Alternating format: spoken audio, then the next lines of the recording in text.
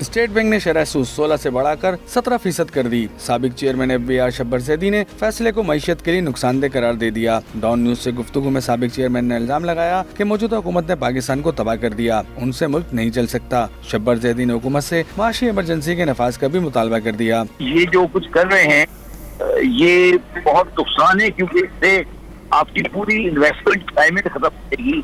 آپ یہ کیسے ایکسپیکٹ کرتے ہیں کہ کوئی بندہ 17% کا جو ہے اگر بیس ریٹ ہے تو کون سا کاروبار ہے آپ کو جو وہ پاکستان میں دے گا؟ تو یہ ان ایمپلائمنٹ ہر چیز میں نقصان دہ ہے۔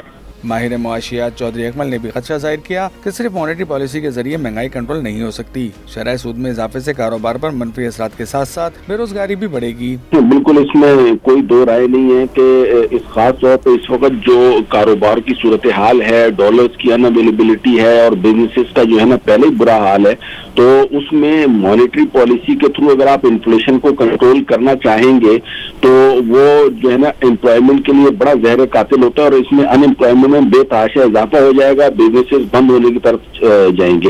قائم مقام صدر FBCCI شبیر حسن منشا نے بھی شرح سود میں اضافے سے تاجروں کے لیے مشکلات بڑھنے کا اندیشہ ظاہر کر دیا۔ پہلے ہی اس وقت ہمارا جو شرح سود ہے اس وقت ریجن میں سب سے ہائیسٹ ہے، اس کے بعد پھر اس کو مزید بڑھا دینا باقی یہ جو ہے نا ایک پریشانی کی پوزیشن ہے۔ جس طرح سے ہمارے پاس انڈسٹریز آلریڈی جتنا 1% بڑھانے کے بعد پھر 3%، 2.5% اسپریڈ بڑھنے کے بعد 20%، آج کون سا کاروبار ہے جس میں بینک میں انٹرسٹ لے کے آدمی کاروبار کرے اور اس کے بعد پھر اس میں نفع بھی کما سکے؟